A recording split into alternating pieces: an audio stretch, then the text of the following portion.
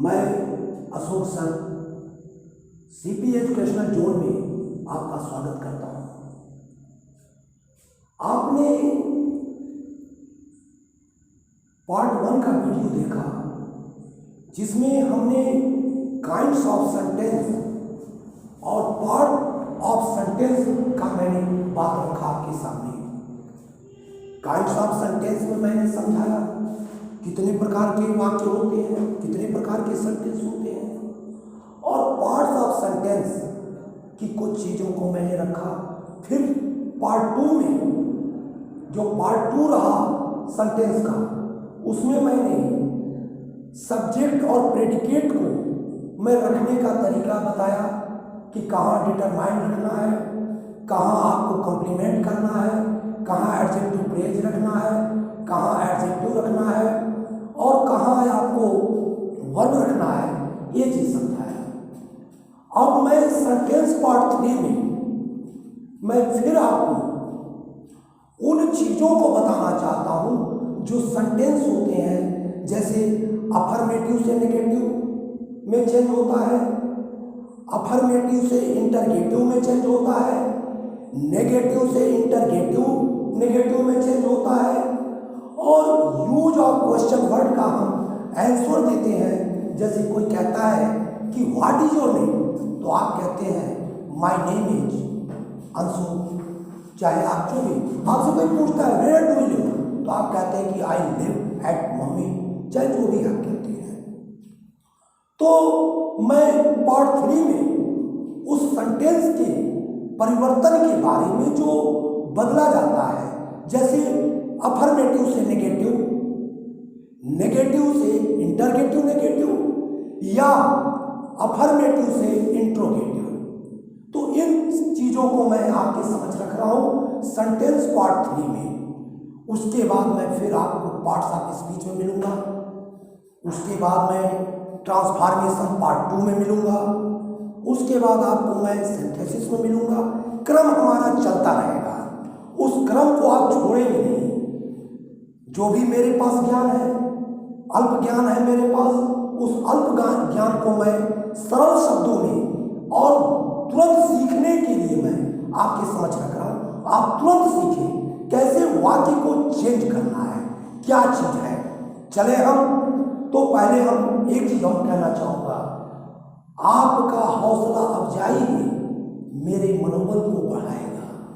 आप CP educational zone को आप सब्सक्राइब करें, आप बेल आइकन दबाएं, लाइक करें, और अगर कोई त्रुटि हो तो आप कमेंट में लिखें ताकि हम उसका सुधार कर सकें और आपके समझ नई चीज़ों को मैं प्रस्तुत कर सकूं। तो आइए हम चलते हैं द सेंटेंस पार्ट 3 में। चलते हैं। पहले हमने काइंड्स ऑफ सेंटेंस में पढ़ा अजरेटिव सेंटेंस। तो हमने कहा कि अजरेटिव सेंटेंस में 2 पार्ट होते हैं, अफर्मेटिव और नेगेटिव। तो मैं अफर्मेटिव से नेगेटिव में चेंज करने की विधि बता रहा हूं। जैसे कहा जाए कि पहले तो हम, जैसे आप टेंस पढ़े हैं कि जैसे subject plus verb plus object आपने पढ़ा, यानी सब्जेक्ट वर्ब ऑब्जेक्ट यानी अदर वर्ड्स। अब देखें कि सब्जेक्ट और वर्ब और ऑब्जेक्ट को जो अफर्मेटिव से नेगेटिव में चेंज किया जाता है उसको मैं बता रहा हूं। तो जैसे देखिए, अब जैसे कहा जाए कि सी राइट्स ए लेटर, बहुत इजी वाक्य मैं आपको दे रहा हूं। हम कैसे पहचानेंगे कि कौन सा टेंस है? तो सबसे पहले हमारी निगाह जाती है वर्ब पर। वर्ब ही पहचान कराता है कि वो कौन सा टेंस है। तो हम ये देख रहे हैं कि ये सब्जेक्ट है, और ये देख रहे हैं कि वर्ब है, और ये क्या है? ऑब्जेक्ट है। तो वर्ब जो है, हमेशा वर्ब में अगर यस या यस लगा है या नहीं लगा है, यानी verb in the first form है, तो वह प्रेजेंट इंडेफिनिट टेंस का वाक्य होता है। तो जब प्रेजेंट इंडेफिनिट टेंस का वाक्य होता है, इससे सिद्ध हो रहा है कि यह प्रेजेंट इंडेफिनिट टेंस का वाक्य है। यही वर्ब हमको पहचान दिला रही है कि यह प्रेजेंट इंडेफिनिट टेंस है।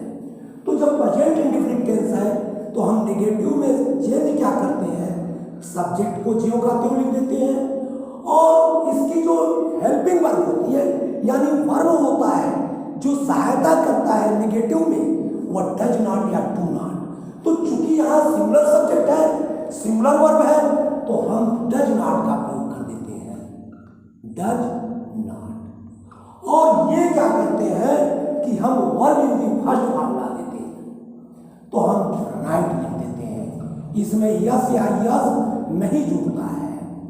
ये हो गया चेंज इनटू नेगेटिव, यानी हमने नेगेटिव में चेंज कर दिया। देखिएगा, कंफ्यूज मत होइएगा, ट्रांसफॉर्म दूसरी चीज है और चेंज इनटू नेगेटिव दूसरी चीज है। चेंज इनटू नेगेटिव में हमने नकारात्मक भी बात कहा, उसमें भाव भी बदल जाता है। जैसे कहा जाए वो पत्र लिखती है और वह पत्र नहीं लिखती है, इस तरीके से। उसके बाद मान लीजिए अब दूसरा वाक्य, जैसे मान लीजिए I saw a snack, I saw a snack. हम कैसे जाने कि कौन सा टेंस है?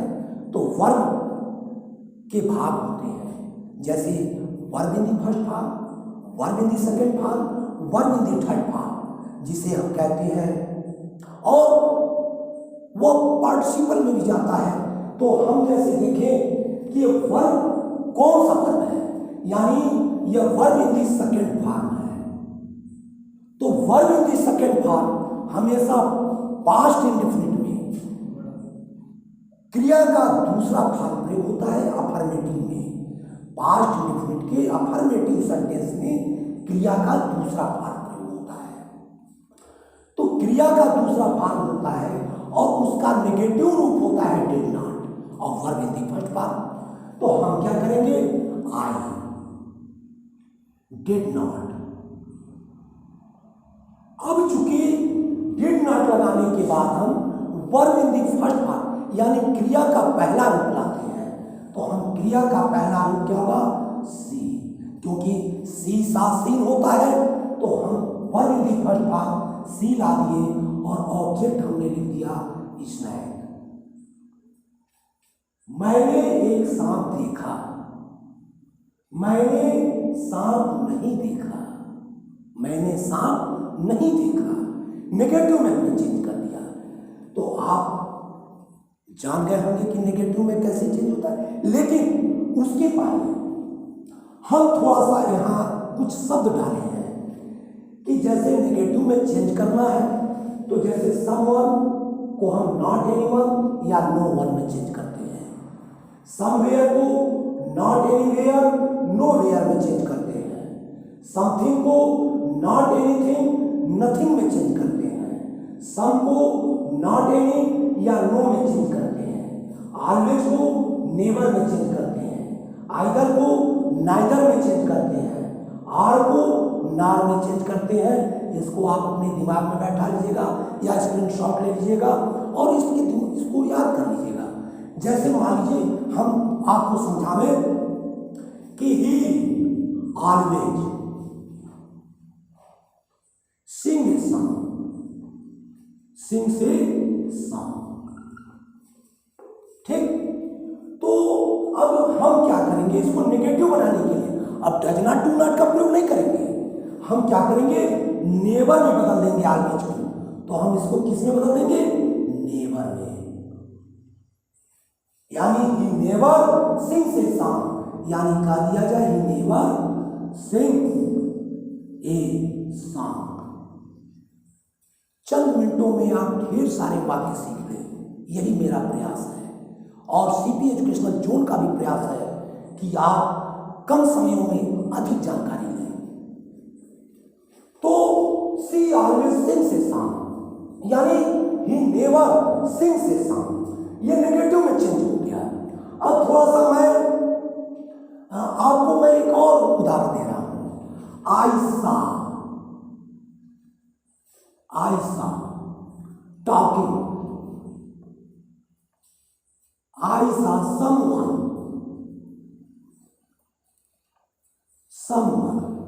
talking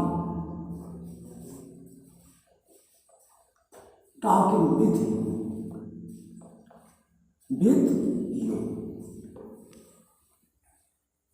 तो इसको मैं ऊपर लिख दे रहा हूं थोड़ा सा, आप लोग को समस्या आ रही होगी तो, लेकिन मैं इसको ऊपर लिख रहा हूं, थोड़ा सा ध्यान दें।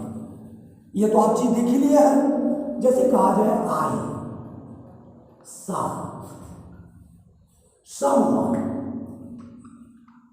someone talking with you.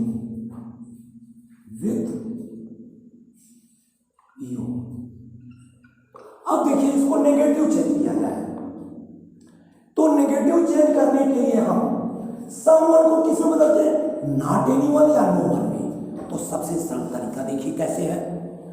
आप कहीं मत जाइए, आपकी निगाह समवन, समवेयर, समथिंग, सम, ऑलवेज, आइदर, ऑल पे जाना चाहिए, और जो इसका नेगेटिव है उसके तरफ जाना चाहिए। कैसे जा रहा है, समवन है तो हम क्या कर दिए, नो वन हो गया नेगेटिव। समवन को हमने क्या किया, नो वन में चेंज किया, नेगेटिव हो गया। आई सा टॉकिंग विथ यू। अब आर करके देखा जाए, जैसे देखा जाए, अब ये तो हमने नो वन को प्रयोग किया, नो वन लगा दिया हम समवन की जगह, लेकिन आर करके एक तरीके से नेगेटिव कैसे बन रहा है, आई। तो सबसे पहले हम ये देखते हैं कि मेन वर्ब क्या है, तो मेन वर्ब सा है। टॉकिंग क्या है, जिरंड है ना, मैं समझाया था आपको, इसीलिए पार्ट 1 में मैं चला, पार्ट 2 चला कि आप समझे कि जिरंड, इन्फिनिटिव टू या जो भी चीज है वो क्या चीज है, क्योंकि उसमें नाउन भी आता है, प्रोनाउन भी आता है, उसमें जिरंड भी आता है सब्जेक्ट के रूप में, और इन्फिनिटिव टू भी आता है। तो मैं आई सा, तो सा क्या है, verb in the second form है, यानी क्रिया का दूसरा रूप है। तो क्रिया का दूसरा रूप होने के कारण हम डिड नॉट लगा देंगे, डिड नॉट, ठीक। और क्या लिखेंगे, सी। अब इसको हम क्या करेंगे, समवन को एनी वन में बदल देंगे।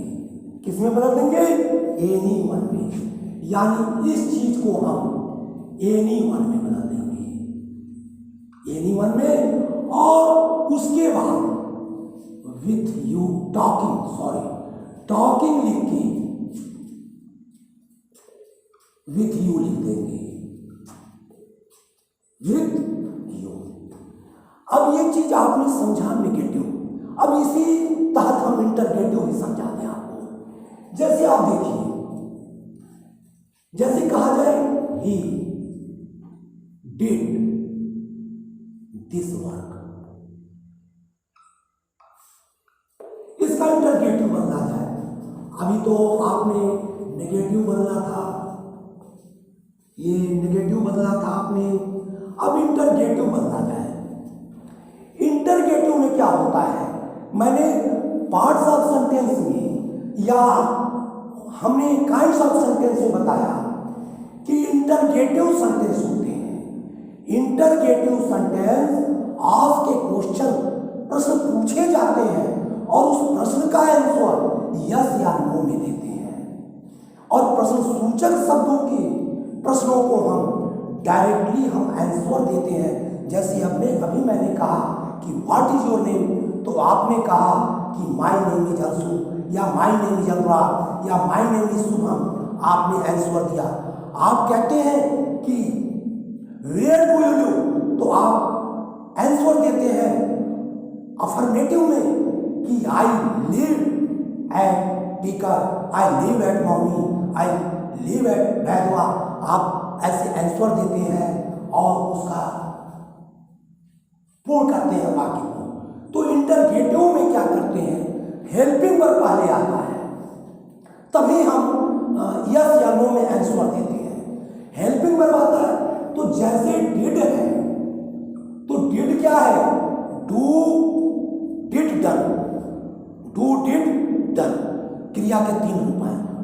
इन दी फर्स्ट फॉर्म है, क्रिया का पहला रूप, डिड क्रिया का दूसरा रूप है और डन क्रिया का तीसरा रूप है। क्योंकि डिड है यहाँ, तो डिड है तो verb in the second form है, यहाँ verb in the second form है तो हम सबसे पहले डिड लाएंगे, क्योंकि पास्ट इंडेफिनिट में सहायक क्रिया डिड का प्रयोग होता है और डिड के बाद हम कर्ता लाएंगे और उसके बाद हम क्या करते हैं, verb in the first form यानी क्रिया का पहला रूप लिखते हैं तो हम डू लिख देंगे, डू दिस वर्क। और क्वेश्चन मार्क पंक्चुएशन नहीं भूलेंगे, क्योंकि यूपी बोर्ड में 2 नंबर का पंक्चुएशन भी आता है। आपको ये सीखना होगा कि हम पंक्चुएशन न भूलें। तो ये रहा आपका इंटरगेटिव सेंटेंस और नेगेटिव सेंटेंस के प्रारूपों को मैंने समझाया। अब थोड़ा सा मैं नेक्स्ट पार्ट में चलता हूं कि जैसे इन जो वाक्यों को आपने पढ़ा, एक चीज और मैं बता दूं इसी साथ, जैसे मान लीजिए कि इंपरेटिव सेंटेंस आता है, जैसे कहा जाए shut the window, shut the window, shut the window कहते हैं तो इसका नेगेटिव जो प्रारूप होता है, नकारात्मक जो रूप होता है, सबसे पहले आप डोंट लिखते हैं, डोंट लिखते हैं और शट द विंडो लिखते हैं, शट द विंडो लिखते हैं। हो गया। तो ये इंपरेटिव सेंटेंस का नेगेटिव रूप हुआ। अब मैं चल रहा हूं, इस पूरे सेंटेंस को आपने पढ़ा कि कैसे चेंज करना है अफर्मेटिव से नेगेटिव। आपको ये सारा रूल मैंने बता दिया कि आपको कैसे इस टेंस के जरिए सीखना है, और टेंस आपको मैं समझाऊंगा बहुत इजी रूप में, आपको टेंस बनाने की विधि बताऊंगा। जैसे एक मैं एग्जाम्पल तौर पे बता रहा हूं कि इस मेज की टांग टूटी है, इस मेज की टांग टूटी है, टूटी है। ट्रांसलेशन 2 तरीके से चलता है, आगे से भी और पीछे से भी। अब आप कहेंगे सर ये आगे और पीछे क्या करना है, तो देखिए आगे से कैसे चलता है, पीछे से पहले की है। अब इसके बारे में हम बताएंगे आपको जब पार्ट ऑफ स्पीच चलेंगे, पार्ट्स ऑफ स्पीच, तो उसमें हम जब आएगा तो हम केस के बारे में बताएंगे आपको। लेकिन पहले देखिए द लेग पीछे से आ रहा है, अब की अंग्रेजी देखिए पीछे से आ रहा है, दिस टेबल इज ब्रोकन, यानी इस मेज की टांग टूटी है। अब मैं चल रहा हूं, इन्हीं वाक्यों को मैं अब कैसे रियाटिंग करना है, कैसे उसको सजाना है अलग अलग शब्दों में। जो आपका पहला रियाटिंग होगा वो मैं 5 वाक्य आपको समझा रहा हूं कम शब्दों में, और आप देखें कैसे होगा। तो बता रहा था कि अफर्मेटिव से नेगेटिव चेंज करना, अफर्मेटिव से इंटरगेटिव चेंज करना, नेगेटिव से इंट्रोगेटिव नेगेटिव चेंज करना, और कुछ चीज़ों को मैंने बताया उसमें, कुछ वाक्यों को जो आपको समझ में आया होगा। और अगर मेरी शब्दावली कठिन लग रहे होंगे तो कमेंट बॉक्स में जरूर लिखिएगा, मैं और भी इजी शब्दों में आपको बताऊंगा। तो मैं थोड़ा चलूँगा उन वाक्यों को अरेंज करना जो अभी हम सीख रहे थे। जैसे आप देखिए अब यह वाक्य बिना क्रम का है, निरर्थक है, या फल दुकान बेचता में कोई अर्थ नहीं है। इसको रीऑर्डरिंग करना है, सही क्रम में रख के, यानी ग्रुप ऑफ सेंटेंस का यही ना है कि शब्दों का वह समूह जो एक सार्थक अर्थ दे। तो हम अब इसका पहले बात करते हैं। पहले हम क्या करेंगे कि दे,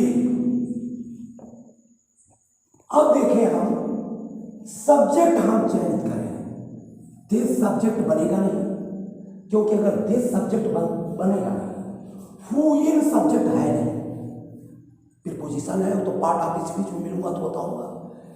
द आर्टिकल है, फ्रूट है नहीं, शॉप है नहीं। अगर शॉप भी होता है और दिस शॉप अगर हम सब्जेक्ट बनाते हैं तो इसमें सेल्स होना चाहिए था, या जुटा रहना चाहिए था, या सोल्ड होना चाहिए था। ऐसा कुछ नहीं है, यह सेल है, यानी verb in the first form है। तो सब्जेक्ट क्या बन रहा है? दे। दे जो है ये प्रोनाउन हो गया। अब सब्जेक्ट के बाद क्या आता है? वर्ब आता है। तो वर्ब क्या है? सेल है। हमने सेल लिखा। और क्या कर रहा है? फ्रूट्स बेच रहा है, द फ्रूट्स। कंप्लीमेंट क्या कर रहा है? फ्रूट्स। और एडवर्बल एडजेक्टिव बन रहा है, in this song, in this song. ये हो गया आपका रियाडी, यानी वे इस दुकान में फल बेचते हैं, वे इस दुकान में फल बेचते हैं। एक सार्थक अर्थ हो गया। ठीक। अब थोड़ा सा देखा जाए, यह टीचर जो है की विशेषता बता रहा है, यह सब्जेक्ट हो नहीं सकता है। अब किसकी विशेषता बता रहा है? ईमान। ये सब्जेक्ट बन रहा है, the old man. The old man subject बन रहा है, तो हम क्या लिखेंगे? The old man. Old man. अब हम देखेंगे कि द ओल्ड मैन हमने लिख दिया, तो अब क्या चाहिए? तो हमको ये लग रहा है कि यह एडवर्बल होगा नहीं, तो हाँ, ये क्या होगा? एडजेक्टिव प्रेजेज हो जाएगा। तो in the corner, in the corner. अब क्या कर रहा है?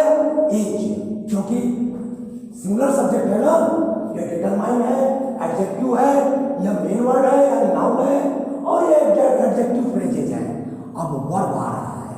अब वर्ब के बाद एन ऑनेस्ट टीचर मिलकर, इज एन ऑनेस्ट टीचर मिलकर प्रेडिकेट बन जा रहा है।